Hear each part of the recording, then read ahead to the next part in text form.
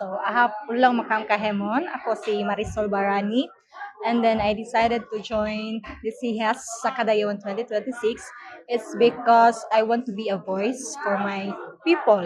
Also, it's a way to preserve our tradition, our maritime heritage, and our cultural preservation. It is also important kasi na ma-preserve yung culture namin because it's our way of life. Yan po.